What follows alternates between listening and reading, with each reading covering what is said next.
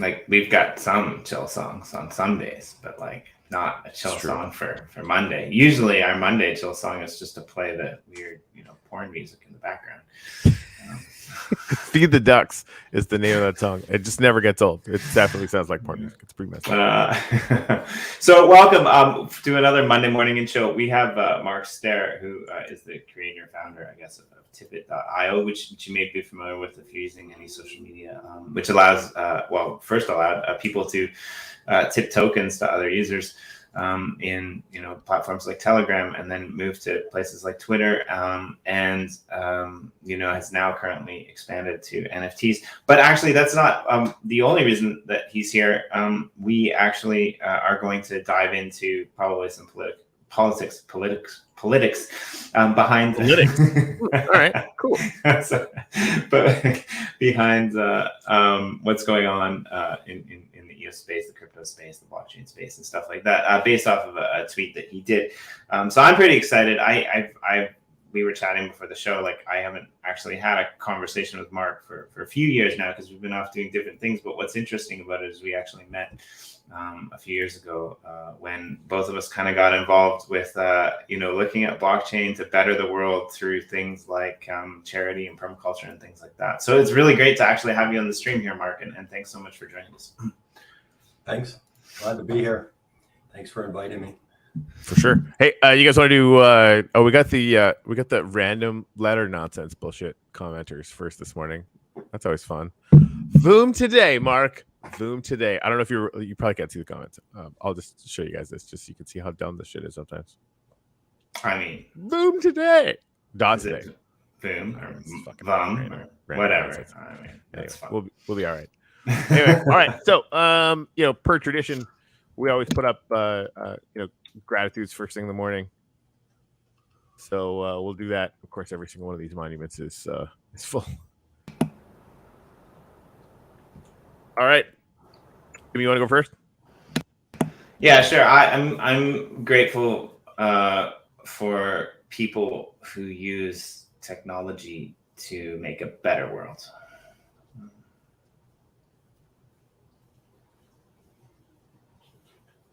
One of which we have sitting with us here today. Right. All right, Mark, what are you grateful for? Big, small, it doesn't matter. Yeah, I'm grateful for people who are looking at alternate systems from what we have currently. So I'm grateful for what Dan is doing. His really deep thought in this Fractally thing. So yeah, I'm just grateful for Fractally. Got it.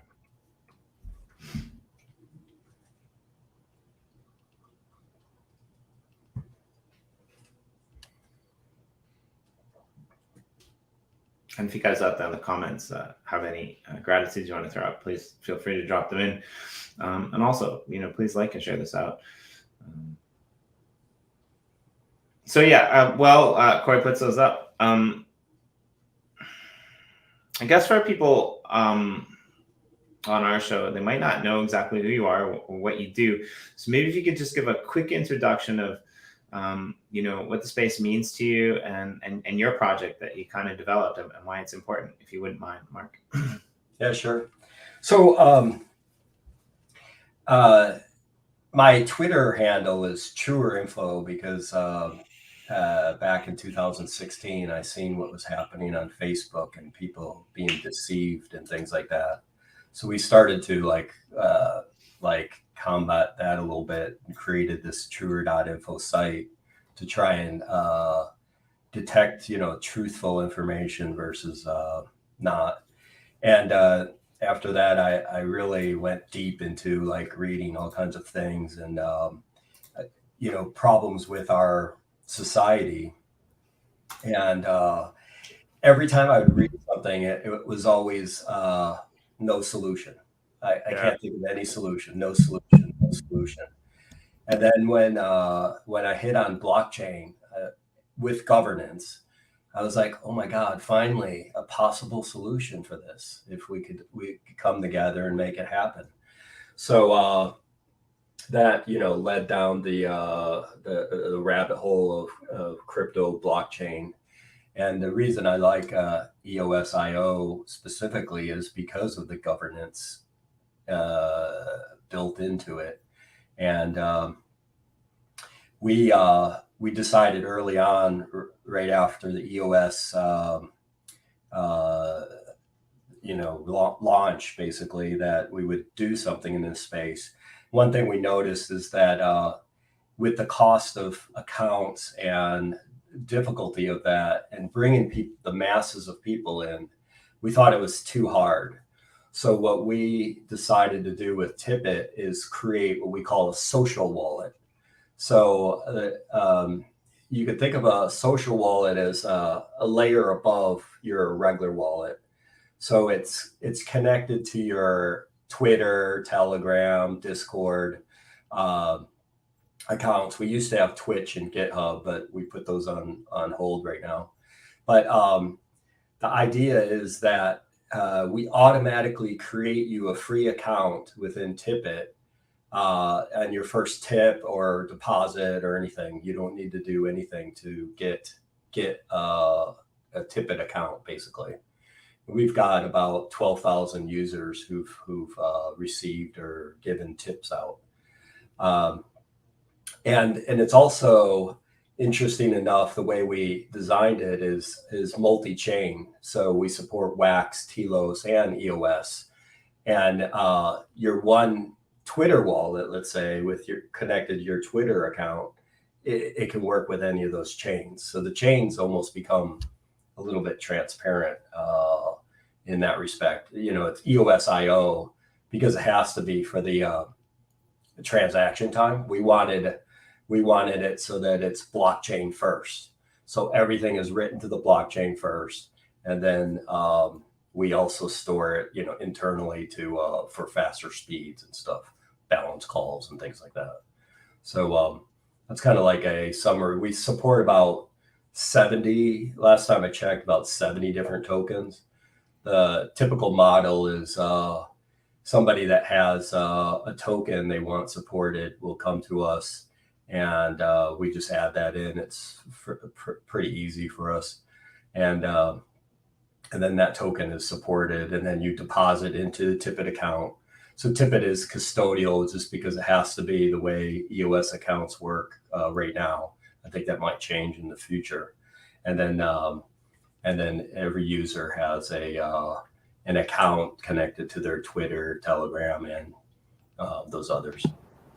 And you guys just implemented NFTs as well, so now people can actually send those too, through those various social platforms. Yeah, it's pretty fun. We have some cool ideas around that. We're working with EOSBs to do a membership type NFT, and then EOSBs that contribute to the EOS social marketing can get paid through this membership thing. So we're pretty excited about that. That's still in the works. And the NFTs thing is fun because you basically can create NFTs on Tipit. We're trying to make that really easy, and then deposit those into Tipit, share them on social, and then pull them back into your account or whatever you want. So I think that would be a good thing for artists that want to spread the word of their NFTs and stuff. We recently did a joint thing with artist Byron, who's the zombie, EOS zombie, and Wax also, and he created this little conjoined heart NFT. And let's see, I think I just tipped you guys on the social there. I don't know if it went through, but so just a simple command .nft and your asset ID respond to somebody, and or you mention them, and then you can send that NFT to them. Yeah, I think it's really cool that we can get to that point where you can link a bunch of different social platforms and different accounts through basically the ability to tip people in coins and tokens. And, you know, it's kind of, in a way, I think, where maybe the ideas of voice was headed, but it's way more inclusive. Like, it's not as structured. We actually have to be on this one account using this one chain, using this one token, which is why I liked it. And you guys were like around way before that. And also like the fact that, you know, you're a service-based platform that draws your fees out of the transactions that people are giving. People don't actually have to pay to like have their tokens listed or to, you know, use the service. In a sense, there are other tip services out there where you actually had to pay up front to get your tokens listed. So I really like the way that you set that up. It's a very small fraction of a cost, which obviously is necessary because, you know, developers and people who are building in the blockchain space do need to make a living. You know, they can't do everything for free. So that's pretty cool. So yeah. And I think like Corey reached out to you and he saw your comments on Go Fractally. So I want to dive into that, but I wanted to, you know, ask Corey if there's anything else you wanted to say on the whole Tipit thing before I pulled that up. I'd like to add one other thing is we actually don't have a business model around Tipit. It's more of a gifting service. We do have the ability to charge pull fees, and I think we have a small, like 1% if you withdraw out of the system into your account. But obviously that wouldn't apply to an NFT and things like that. And I kind of don't know why we did it that way. We just didn't feel like the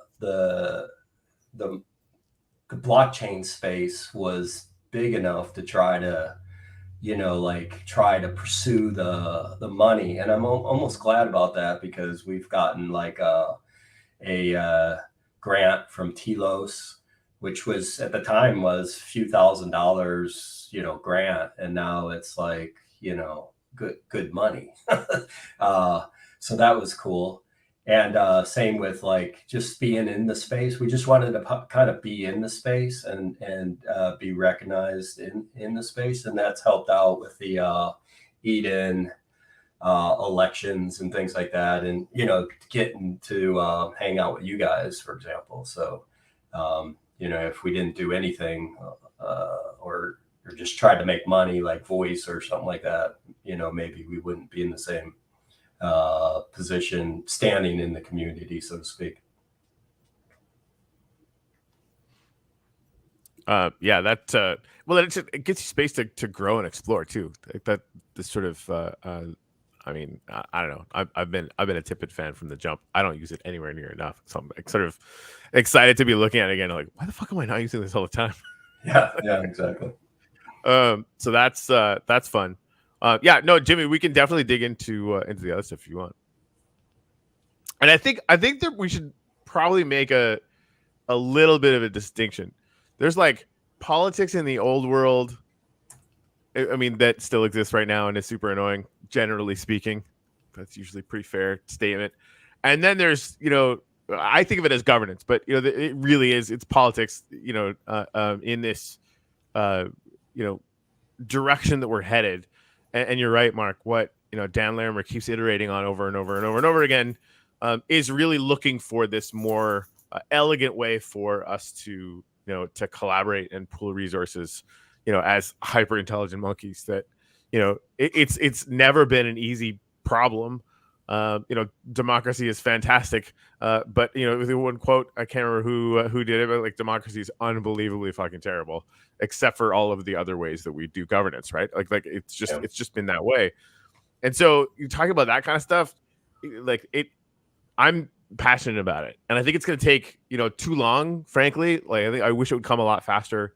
But I really do see this kind of iteration, the kind of things that, you know, we learned about in Eden.os, and the kind of things that you know, I'm assuming are coming in Fractally, and that people are going to be iterating. Like, we're getting into DAOs, and we're having to go through the growing pains of trying to balance everybody's you know, feelings about how we're going to be doing, you know, governance for our, you know, just for our project, right? And it's fascinating, and it really does have the opportunity to become the way that we do this in the future. like bigger than government that are landlocked by imaginary borders that we make up and then defend with bombs, right? Like it has that opportunity. So anybody that wants to ever come on this show and talk about that shit, yes, please. And I mean, really, like, talk about whatever you want anyway. But like that, that kind of stuff is to be inherently encouraged from me anyway. The you mentioned about the timing is funny. Is that when I first entered the blockchain space, I thought it was just gonna rip, it was just gonna take off and cross the chasm and that whole thing, and really learning to be patient in this space, because it is a huge change when you're talking about money. And basically blockchain crypto can replace the entire money system. So the magnitude of possibility is so immense, quadrillions of dollars. I mean, it's not so, and we're so early in that space. And especially like governance, getting people to even consider that the current two-party system is never gonna get us anywhere. Yeah, it's even. I bring this up a lot, but there was a Radiolab episode. I think it was called "Tweak the Vote" or "Fix the Vote" or something like that. And one of the first things they ended up talking about was all about ranked choice voting and a bunch of different things. It's just globally. Spend the first 15 minutes dropping stats about how the way that we communicate now, it's not just in the United States, like the rise of authoritarianism as a reaction to feeling like our governments aren't actually responding to us, right? We live in a democracy. We vote a certain way. Even the people that win don't get what they want, right? Like it just, that reaction leads to, why don't we just get a strongman in to come and run everything? Well, because that's a fucking terrible idea, right? Yeah. Like that's like utterly, obnoxiously, historically, provably fucking bad. But people are also tend to be. I mean, they have jobs. They're low information voters. But then you get on the algorithms of social media, and that just makes the camps further and further apart all the time. Like just mathematically, right? The algorithms are always going to do that, right? You're always going to be fed your own confirmation bias over and over and over again. So that they spend the first kind of 15 minutes like, this is fucking really bad, and then they go into ranked choice voting and a few other things that can basically bring back the ability for a democratic government to make its citizens feel like that feedback loop of we want to move in a certain direction, so just kind of show that you can actually do that. All that stuff is really slow, and I think the slowest by far is the United States. Not only is it slow to sort of catch up to anything that's current, right? They've had ranked choice voting in Ireland as an example for quite a while, but it probably never will, right? Because like the amount of entrenched sort of interest, capital, political, influential or otherwise, is so deep in the two camps now, with their own media and their own businesses and their own I'm totally with you, Mark. Like I don't see that changing, right? And then Eden comes along, and just the way that it's architected, and it's not perfect, and it won't be perfect for a long time. So what? It'll evolve, right? Like, but it sparked out to me that we could be seeing in governance the same thing that we saw between cell phones and landlines. And Jimmy, I'm so sorry I bring this example up all the time. You're probably getting really bored of it. But like the gratitude I had this morning is, I'm really grateful for the new taking over from the old without war. And like cell phones didn't fight landlines. They didn't have to, right? They're just like inherently better. And so now like people have landlines. That's still a thing you could do if you're weird, right? But there's that leap in technology that just swallows what was behind it. And I don't know if it'll take 20 years or 100, but something like this is going to be what takes over for governance. I think it'll have to, just to make it work. It's a question of, are we going to do it while things are fairly good for us? So we can make it's going to be difficult to make these kind of changes when things are going well in our quote democracy. Mm-hmm. But my prediction, and I've had this prediction for over 10 years or something, is that by 2030 is a collapse of the economic system in the United States because of the retirees are forced to pull money out of the stock market system. So based on it's just mathematical to me. Well, in a way, it's already happening in Japan with longer lifespans and that like system, and now ask them to work for longer, and then a culture who's saving instead of like building, even with the next generations and lower populations. So I wouldn't be surprised, if that doesn't repeat over and over and over the world, right? I mean, we started out early on with Japan basically doing some crazy things with like negative interest banking, and now the whole world has adopted it, even though it didn't really work here. So sorry, Mark, go ahead. I didn't mean to cut you off, but I wouldn't surprise me in the least if that were to happen. And now we see, with the whole COVID response was just so horrible. I mean, the whole thing was just ridiculous. We see that the centralized decision making is not really going to work. It doesn't work that well. We could do much better. So maybe this thing kind of accelerates us into looking for new systems. So, Corey, you said that you don't see it ever happening, but some of the weird stuff out of Canada, freezing bank accounts and things like that should make everybody hair raise. Watch though, it won't. I totally get the such sentiment. An optimist that right. I get the sentiment that pressure is very noisy. And looking at it, I'm just like 96% of the people in Canada won't remember this in a month or more, right? Like it's there because we know it and we see the alternative. But that's the thing about adoption, right? Like just automatically assuming that everybody wants to be have sovereign rights over their own capital. No one gives a fuck. Like it isn't real, right? I mean, people buy houses. You don't own it. Right. So like I think figuring out that way, and I think NFTs is kind of the way, right? You want to talk about adoption, right? It gets more people into this space, and suddenly they're into DAOs and they're thinking about, okay, wait, money isn't real. Because that's always the first thing, right? Like second you find out that literally the money's just like a made up thing that we use to communicate value to each other. And also we could do other things, right? We could try different things. That's a huge aha moment that almost nobody has, right? The people that get into cryptocurrency, eventually they're like, wait a minute, what? Right? Like we're sort of educating people. And that, unfortunately, is a slower process than I would like for sure. But like watching, I mean, NFTs has onboarded more people than crypto ever did in 2 years, right? But now they all have crypto. And now, I think that starts to expand. And I think 1,000, 10,000 DAOs launch in the next 2 years. And suddenly everybody has to, learn about what it means to be, part of a governance style collaboration or whatever, right? And then that's where personally where I see the opportunity, right? And people are going to understand as well that ideologically,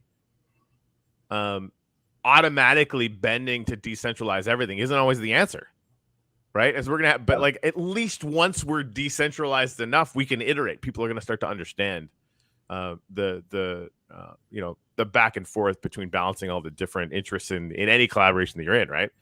So it's not moving fast enough for me, and I think these little shocks. I mean, it's not that it won't have an effect; it will, right? Because people have never really considered. Some people have never considered that your bank could be but I mean, anybody with a decent education knows the bank can seize anything at any time for any reason.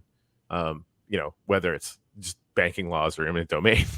It's like they've always had the power to do that. This isn't new, right? I mean, it's like trying to go after Bitcoin wallets. I mean, that's the thing that and it's the same in Canada, which I'm Canadian. It's embarrassing that they're like, hey, give us all your information to that one wallet. And they're like, we don't have it on purpose. And just that they wouldn't know that, right? And looking at almost all of the times that they go on the Hill to talk about crypto now, like some of them are getting a little bit educated, but that's because clearly they're being lobbied by, whatever money Ripple sending out to lobby them. And thank you, Ripple. Not something I ever thought I would have to say. But yeah, they're just, the cluelessness is shocking, right? Anyway, it's never dull.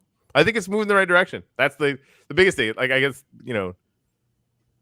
we have a chance, and not at least, to be in it this early. And to realize that what is coming next is probably going to look a lot like this. Is a real privilege. Thing about Fractally is from that respect, is that it can build up like small. Like we did a mock fractal session with our Tipit group, and it had some issues, but it can start small, and then more and more people can just join. And so the gamification of that is pretty interesting to me. We'll have to see how it goes beyond the EOS sort of people in the EOS community that are that tribe. Yeah. Would I be able to bring in my spouse and family and stuff? They haven't been interested in blockchain or EOS prior. Right. So, yeah. Finding that why is always the key, right? Like what's the point? I have this dream of beta testing something like this with a municipality, even, right? Like the all the expense that they spend on elections every year or whatever, and the sad thing is they'd probably just by law they would have to probably incur all that cost, but just build up the blockchain version of it in parallel and see how powerful that is. I just think it'd be really good. So for those that don't know what Fractally is, it's basically the culmination of a lot of things that Dan's been working on.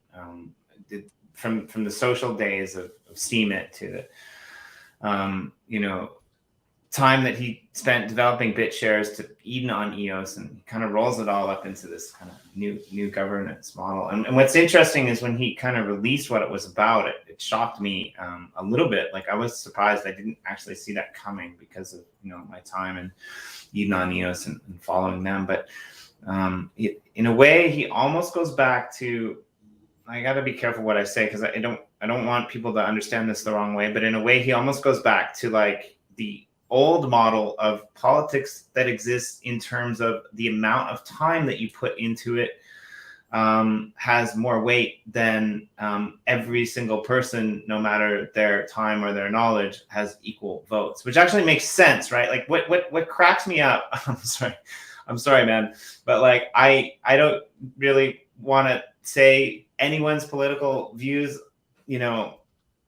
but for me, when you're Canadian and you're quoting your constitutional right to freedom of speech, you're missing something. There's something that's missing there, right? Like, because you're in Canada, you don't have a constitution, which means that you don't have constitutional rights, right? And so, like, when all of this feeds in to people, like most of us, in general, we don't have time to follow politics. A lot of us don't, right? And then there's a lot of uninformed viewers. And I mean, this is one of the big criticisms in Australia is like they force everyone to vote. Like, yeah, you are forced to vote. And if you don't have time, you just go and you check the box.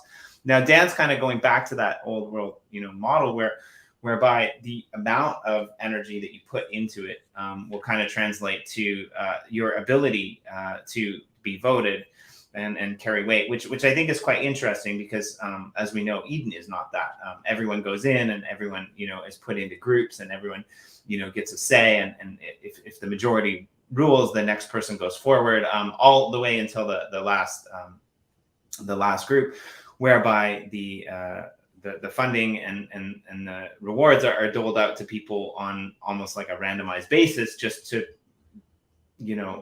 put an extra safeguard in there so that there can be no manipulation of the system, right?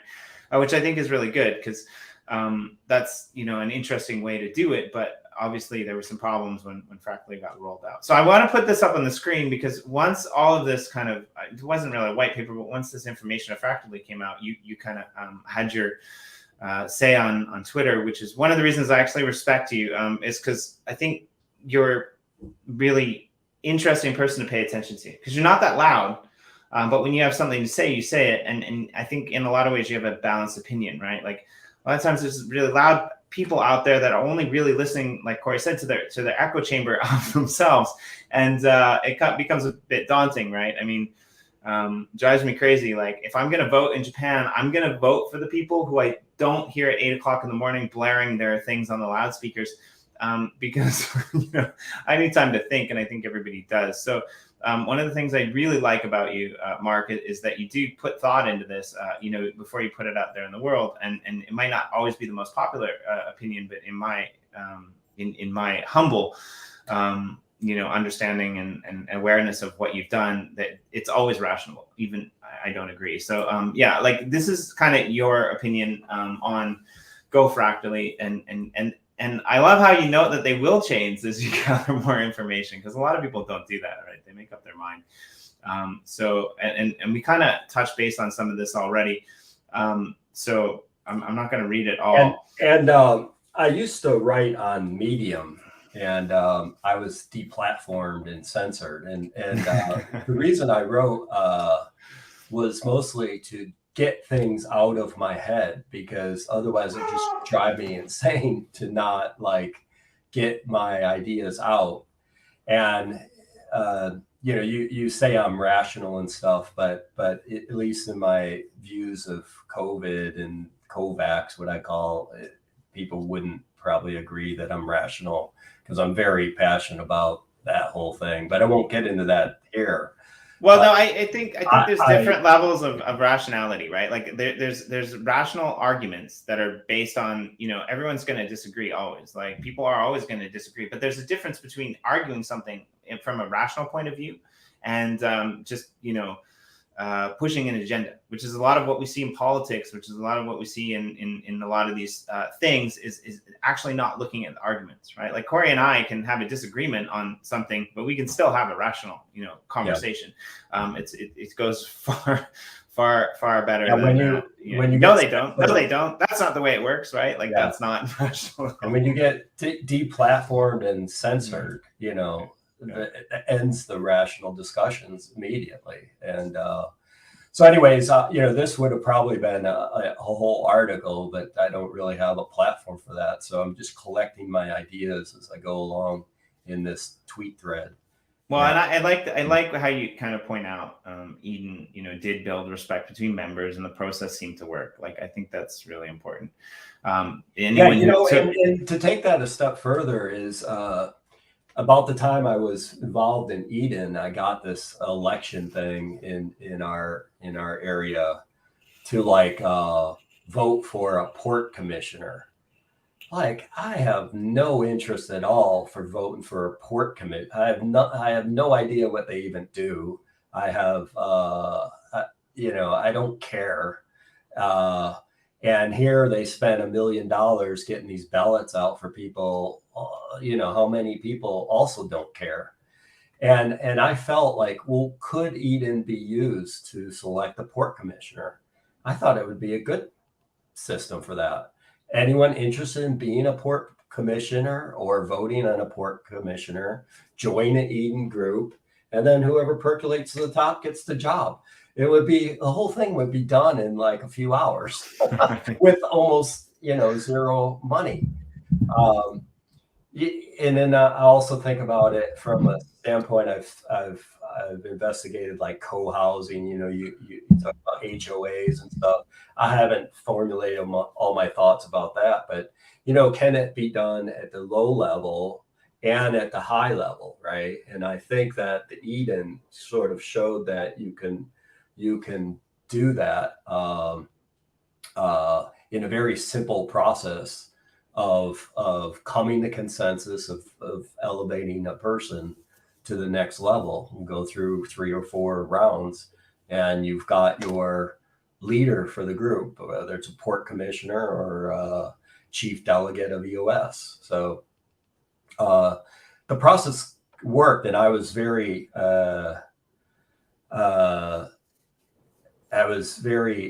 vocal about testing the process with Dan. Not directly, but through social and stuff like that.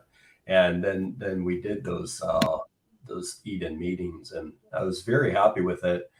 And if you compare them against, you get to meet people too. So if you think about like, events you go to, networking events, it always seems awkward to me. I'm kind of maybe somewhat introverted in those kind of things, but this felt better, right? Just bring the way the people brought together. You've got a goal you've got to get to at the end of the hour, and then the next hour if you advance and things like that. So it really brings the people together, and that really doesn't exist in crypto in general. A lot of the Bitcoin people are trying to be so private and hidden sort of from view for whatever fear they might have for that. But this brings people together unlike any other system out there. Well, and I mean, yeah, we encounter this all the time with projects who have investors that special interests that don't even put themselves forward. And that's kind of interesting. There's multiple blockchains, multiple projects out there with basically unknown teams, right? Like shadow teams that refuse to show fake names and things like that, which is quite interesting. And, coming from our perspective over your perspective as well, like being a team with our face on a product that's actually out there trying to build something, it's a completely different story than something that and I get it. Like in some places, politics might be a problem, right? Like, and you could actually have a fear of, getting locked up by the governments and things like that. But to me, I think like transparency is one of the most important things when you're putting your face or your name on a project. Like obviously you're going to do your best to uphold the values that project is built on, right? I mean, and there's a social element to that too. Accelerated with the COVID thing is that people are feeling more and more isolated, So have a process to bring people together for a purpose is, I think, pretty powerful. Well, and just like the fact, like we know people who are very adamant about their beliefs, but always refuse to like show their faces and stuff. But like Eden meant enough for them to actually become inducted and put their face on that camera to be able to be seen, which is, I think, really an interesting thing, right? Like if the process and the means to that end of being able to have your say is to go out there in public and have yourself verifiable, then I think that's great. So I mean, I agree that it was a good system. For me, this was interesting because I kind of felt the same way. Like my concerns is the ranking of 6 people. Like it kind of needs to be tested. And it doesn't feel natural to me. I mean, is there a number that feels natural to you, honestly? Because like I don't know what the number is either. Right? Well, we tested this with our Tipit team, and we're a close-knit team, and it was very difficult to rank each other. Let's say we got a front-end developer and a back-end developer. I mean, how can you rank one above the other? You need them both, right? So that it was difficult to do that ranking, I felt. And, and I was thinking for this session, we could probably do a quick, Fractally type meeting. I'm not suggesting we should right now, but could do something like that and then try to rank each other here, for what we contributed to EOS. And, I think I could do it with you guys, but I think you guys might have difficulty ranking each other since you've been together a long time. This whole thing I think starts to get, I think it's important, but difficult across the board, right? Because like my first initial, I totally think we should do it because I think this is the kind of thing, and we should do it live. because this might end up being integral for how, you know, the next system kind of functions, right? And so like before we rank each other, you know, if we're all listing off all the things we can think that, you know, we all did for that stuff, right? And like I know what I did around EOS more than you guys. Like I want to know what Jimmy did, right? I think I know what you've done, Mark, but like there's probably a bunch of shit I don't know, right? So like going through, you know, that kind of list, because like right off the bat, I was initially just gonna like, well, in the three of us, I would definitely rank myself the lowest. You know, like started a joke token, who fucking cares, right? But like that, you know, it brought some people to EOS, whatever, right? Like that, like so I did some things, but I mean, I know Jimmy was working with freaking BPs the whole time. You know, I didn't build, you know, any apps worth, you know, anything at all on EOS, and Tipit.io is kind of, you know, a big deal, frankly. So, but yeah, I think that whole process. Keep in mind that it goes with the next one is the weekly meetings. Is it just what you've done for the last week? 7 days. That, yeah, okay. I've softened a little bit on that one because, and also the funding. So if you go down in my tweet thread to one where there's the scarcity versus abundance. Well, we could hit more of these, but you know, you don't have to just join the meeting. So this one that everyone can participate is you know, one way to earn this tokens is to go to these meetings every week, and maybe you enjoy doing that, or maybe you go because you've finally, you know, done something, you know, released something important, and you want to get recognized for it. So then you could attend those weekly meetings maybe once a month or once every couple months. But then there's all these other ways in there. You could, if you just have money, you could stake onto the projects. If you recruit people, you get a chunk of whatever they create in the future, 5% of that. So there's a number of ways within that Fractally paper where people can sort of earn this respect tokens, and for their group. So that so it's not just the weekly meetings there. Yeah, and I think, like, you know, having sat on multiple DACs, like I think being able to justify what you've been doing in a meeting is valuable. But it's really only valuable for the people who are actually behind the scenes building, right? There's a lot of other ways to participate in the system. And I think like some of the problems with DACs that I've sat on, where people kind of felt like they couldn't go into the weekly meetings because of language barriers or other things, or because they couldn't contribute anything. And so I think it's nice for me to see other ways that people can contribute, right? Because you're not always going to be able to do the same thing, you know. But yeah, you know, it does bring together different groups. For example, you know, we're working with EOSBs for some work for them within Tipit, and that probably wouldn't have come about if we didn't kind of join together in those Eden meetings. Right. This one was an interesting thought, and then it came up later in some of Dan's videos on the subject. Is you know, you listen to Brock Pierce when they ask him, how much did you buy your first Bitcoin? Well, you couldn't buy it. You had to mine it, right, when he got into it. So, you know, he was early.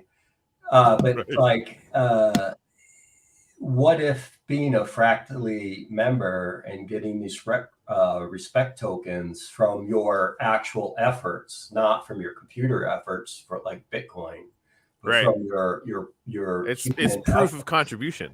Yeah. It's like that's proof of work like you've never seen before, right? Right. You've got these videos you're telling everybody, and they're recorded and stuff like that, of what we did, you know. And so that's come up a number of times about this thinking of Fractally as an early Bitcoin miner, and just imagine if we get involved now, we could be the future Brock Pierce of respect tokens, you know, in different communities. Right. Yeah. Assuming you're just making the bet that a Dan Larimer vehicle is going to last longer than 3 years.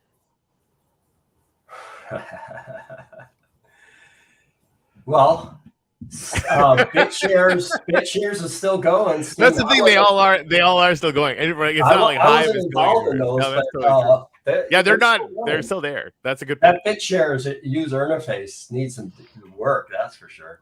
I tried to sign up for Steam It back in the day, and I felt like I needed a PhD and like dude, I hated it. Like I absolutely hated it. Like the fact that I couldn't just press a button that highlighted something. Yeah, Or made something and again, cool, like for me, and this is like Luke Stokes from FIO, one of my favorite people on there, deep thinker, right? Like getting into the named wallets, like human recognizable, human readable wallets, that kind of thing, and when I tried to sign up, and I haven't tried again, I should pretty soon. When I tried to sign up for a FIO account, I just fucking I couldn't even figure it out. I'm like, no one will ever. This is not adoption. No one's ever going to do this, right? You'll get like maybe 10,000 hardcore crypto people, but then like the point, and he's a really eloquent speaker about the need to think, in terms of having sovereign control over your capital, over your resources, right? But at the same time, if you don't make it easy, people will not do it. It just won't happen. And that's just the world we live in, right? So yeah. Anyway, I don't know why. Much like the case with Dan, right? Like very, very intelligent, but not necessarily the best person to make things easy, And so like there has been block producer teams that have went out that have made the FIO thing easy, right? Right. I just went to Fractally this morning, signed up, like a super easy. It's got the sort of social feel to it that is kind of recognizable, and because there's sort of common patterns that we're used to along those lines now. And so I think like and again, it's a huge idea, right? Like and just finding the killer why to come do that is going to be a challenge, but practicing and iterating on it, like that's I'm excited that it's going on, right? Because we're going to learn a lot about how it works and about how to make it better, for sure. And I mean, again, what I like about it most importantly, I think, is that a lot of DAOs and DACs are based on the premise that I think you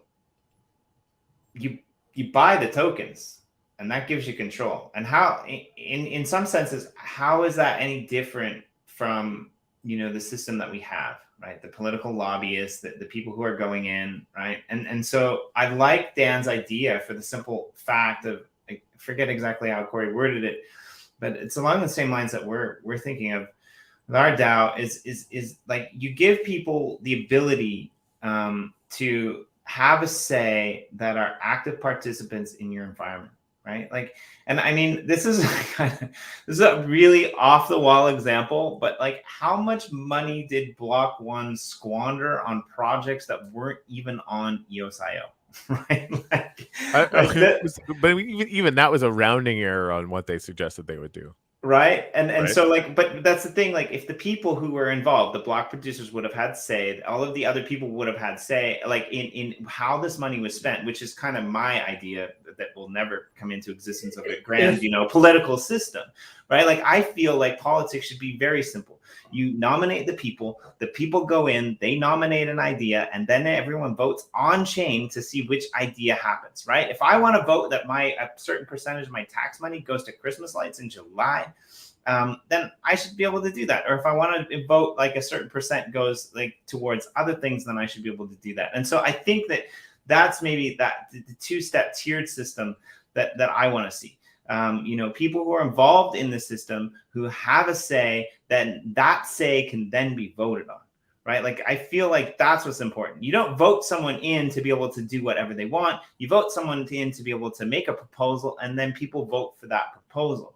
And this, like, Fractally might be one of the closest things that I've ever seen to that. And I could be totally wrong on that, but it kind of seems like it's kind of moving in that direction, right? Yeah, I think you bring up a good point, is that the existing cryptos, you have to buy in, you said, and this is finally Fractally is one where you don't have to buy in. You can just attend the meetings, start contributing to public goods, and get ranking and bring in other people as well. So it could be a groundswell of people. We Tipit, there's a project called Trios early on, which was really really hot. It was a lot of people in Africa was really into this project, and at that time, Tipit was just like cranking of people sharing tokens and stuff like that. That project didn't. It was too early and things like that. But it did show that people can really get interested in this stuff and get a groundswell of people going that don't have money, right? That have time, like this Blueprint book that I'm listening to now is talking about Mechanical Turk from Amazon, where people just do these little pieces of work, right? And they get rewarded for that. I think they can make up to $6 an hour or something, just like translating and doing things that humans need to do, that humans are still good at, but they're little things. Fractally is a little bit like that. You could go to this meeting and earn at least 1 or 2 respect tokens just by attending a meeting. So that's and then you invite your friend, and then you get 5% of everything he earns or she. So you can get in. This is the first one that I know of. You can get in with like zero money, and so it could be, it could be powerful. Yeah, that's definitely. Yeah, no, I agree. Like being able to convert time and attention into meaningful engagement and potentially resources, tokens, whatever that turns into, right? Because it for real, like if this ends up being as big as it totally could, then the people that are with no money focusing on it now, I think that the Brock Pearson and Bitcoin mining thing is a good example, for sure. And that tweet you just showed, where I was thinking about looking at Fractally from a scarcity model. Oh, I got to go to the meeting and I have to meeting and all this, versus abundance model of there's plenty of abundance. And Jimmy, you said before we started the session that you're into permaculture also. And when you're into gardening and permaculture, the abundance the created from this is amazing. Like you plant this tiny little seed, and then it creates this plant that literally creates like a bajillion seeds from this one seed. Like there's so much abundance possible that everyone can have little gardens in their yards and never be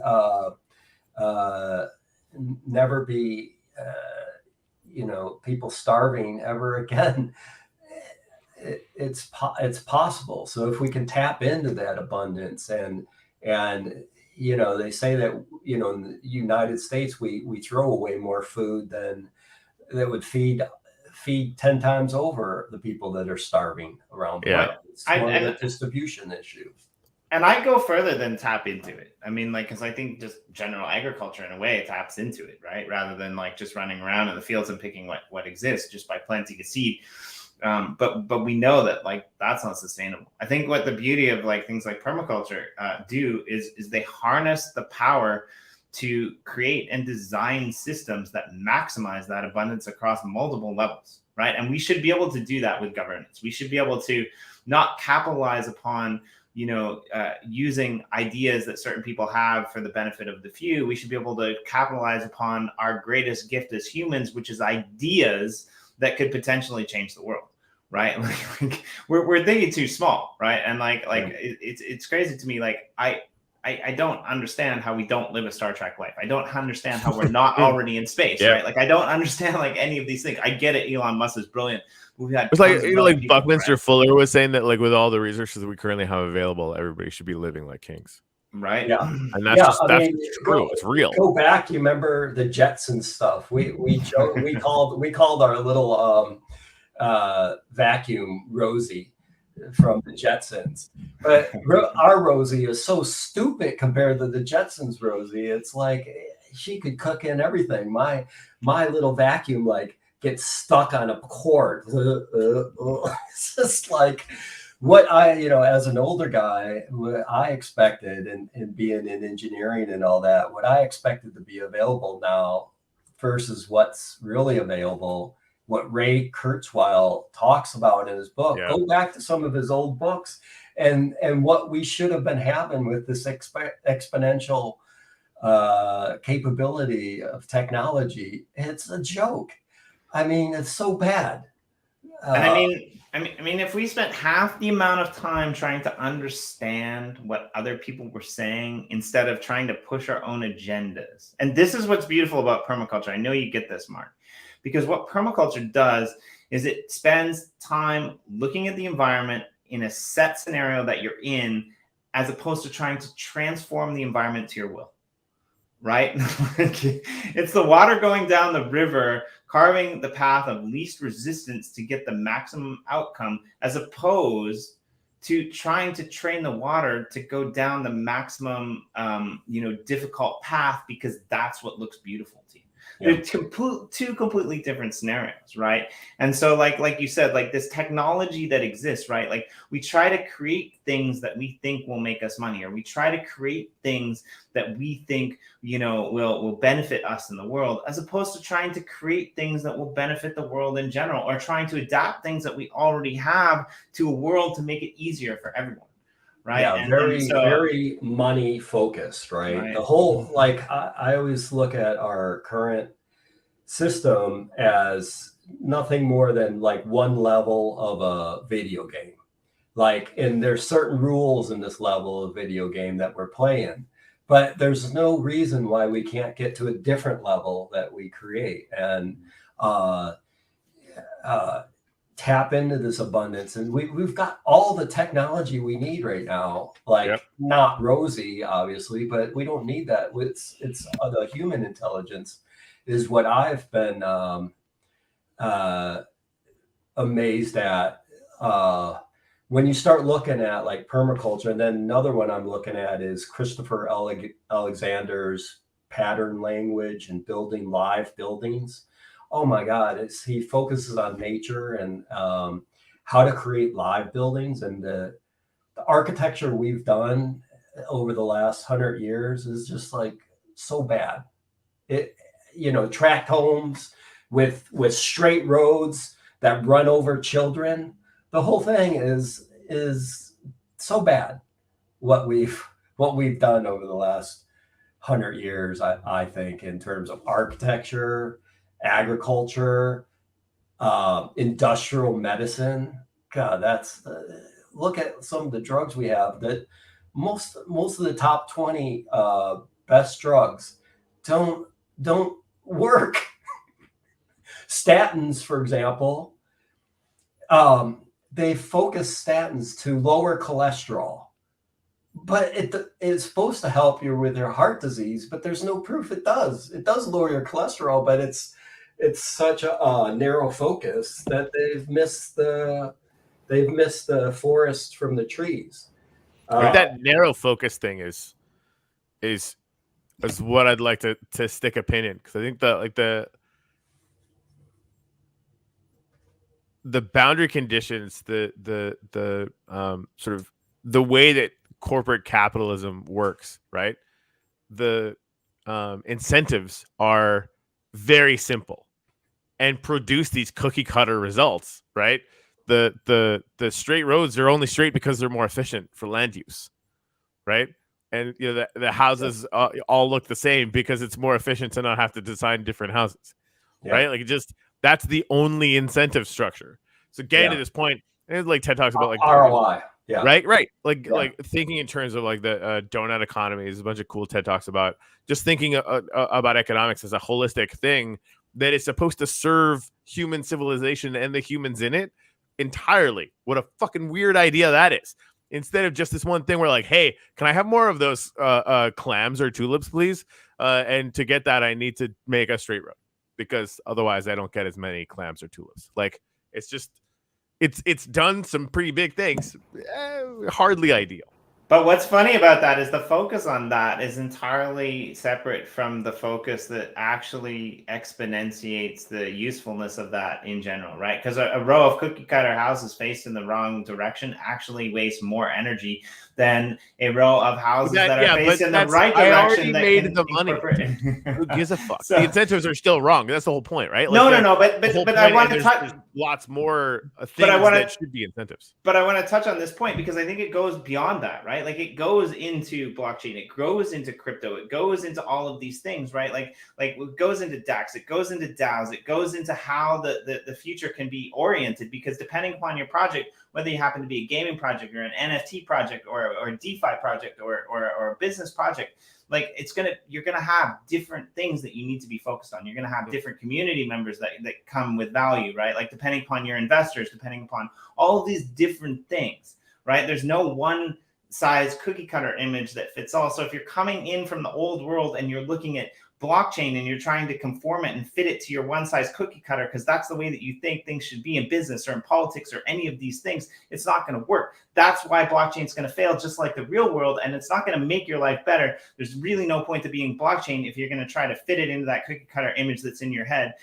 whether it be for business or whether it be to be a rebel or whether it be any of these things. Get out of your fucking headspace and think about what you want to do with the world to make it a better place, and figure out a way to do that in a positive, constructive way. And if you can't, get the fuck out of people's ways who are trying to do it. Fucking chop. Boom. Mic drop this bitch. We're out of here. Mark, is there anything else you want to let everybody know? And by all means, honestly, Mark, this conversation has been fantastic. Please come back. Every week. Yeah, like just yeah, like more people who get to talk about permaculture is just gonna. I mean, anything that inspires Jimmy going off like that, we need more of that. It doesn't happen very often. Yeah, I could go down rabbit holes on all kinds of those subjects, like permaculture and architecture and medicine and things like that. I love them all. Like, and also to see that we're starting to come up with possible solutions, and I hope Fractally, whether it's this iteration or some future iterations of it, I think if the people can get involved and like the process, enjoy meeting other people, explaining what they're doing for public goods, to accelerate public goods, like because you think about, like, you're walking down the street, like, and there's like trash on the side of the road. You have no incentive at all to pick it up, but now I can say, hey, I picked up trash. Oh, okay, you're not at the bottom of the level, you're up one level, thanks for doing that, and take pictures, whatever. We have enough people on Earth. We have enough technology. We have enough knowledge. We just need to combine together and solve these problems. They won't be solved in our existing systems, how they're structured right now. The Democrats aren't going to solve them. The Republicans aren't going to solve them. The on and on. The medical establishment is not going to solve these. It's going to be the incentive structures are all wrong. 100%. Like Yeah. that, you'd have to change the underlying incentive structures, and those are $1 trillion rivers of money. Yeah.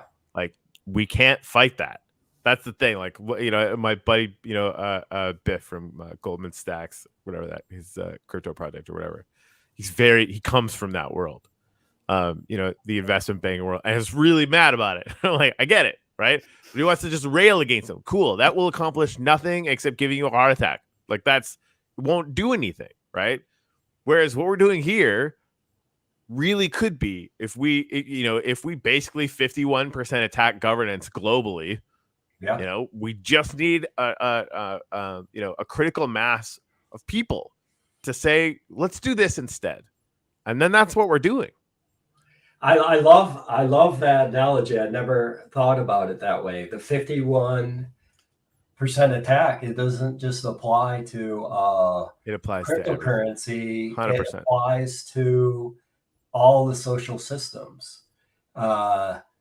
If the truckers would have reached 51%, the things would have changed, up in Canada. If they reached more than 10. Yeah, maybe that too. I mean, yeah, I mean, but like that's the thing, right? Like that, getting people to move is hard to do, right? Like especially in our day and age where it's just really easy to kind of do nothing, right? It's too easy to do nothing and to just be pacified, right? The calling the church the opium of the masses or whatever. Well, now we have TV and it's fucking better, right? Like that, it's a whole thing. But yeah, I mean, if we can inspire that level of movement, it's good. And we might never see it in our lifetimes. It's still worth doing.